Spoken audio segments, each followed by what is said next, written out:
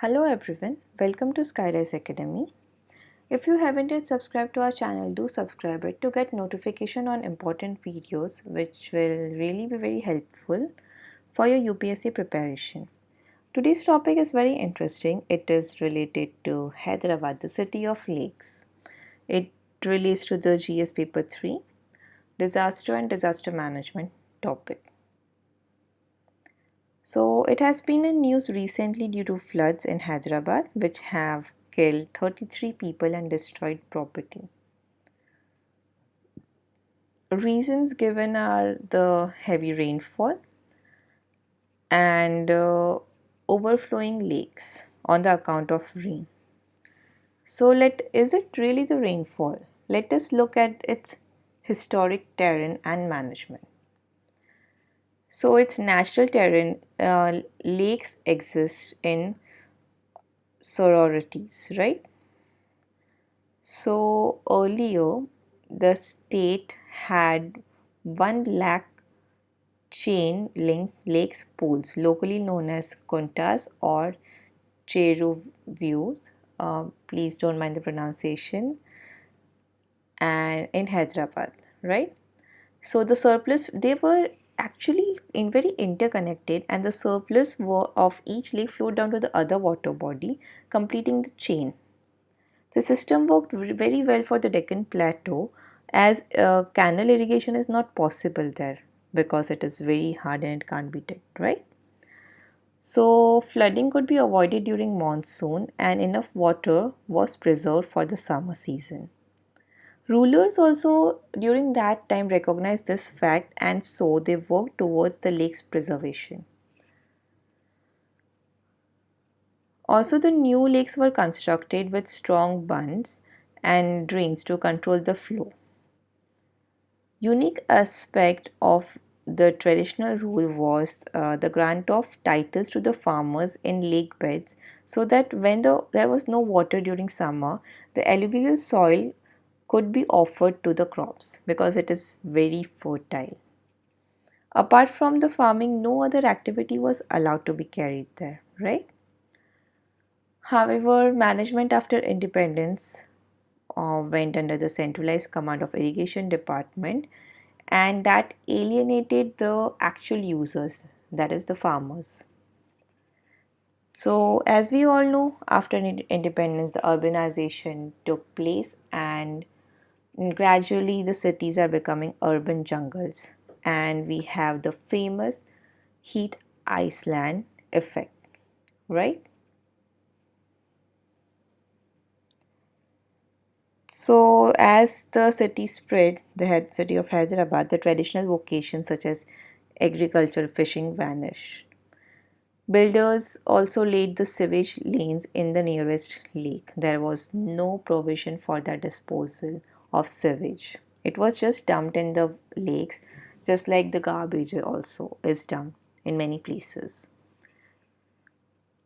So, they were so damaged that gradually during the summer dry flows was the new term coined for the sewage flow during the dry season, that is summer. As we all know, if the polluted water is put in the lake, then eutrophication phenomena sets in, which makes lake rich with weed and poor in water holding capacity, right? Eutrophication is important from the environment point of view. Do read about it. Water became unfit for any kind of consumption and lakes shrank in their area. Farmers also sold their exposed land and on those land the poor urban settled. And when there was lake view available, those were sold, the residential flats that were sold at the premium rates. So current scenario is from the city of lakes, Hyderabad, where there were 1 lakh water bodies. The current water body number has come down to just 185. From 1 lakh to just 185. See what have we done with our cities. And of those, also they are like in very poor conditions, right? and according to the report, the city has lost around 3,000 hectares of water bodies in the previous 12 years. You can imagine how huge that is. A PIL was also filed for the preservation, but the committee constituted has just failed in the work allotted to them. Issue is there is no single authority dealing with lakes in the city, and there are constructions also. As sees, there is no single authority, every authority does their bit. So their corporation of city of Hyderabad has constructed the RCC stormwater drains to prevent flooding, but it has rise to the another problem of impounding more water than the lake can hold, and it has actually disturbed the linkages, the traditional system which was there.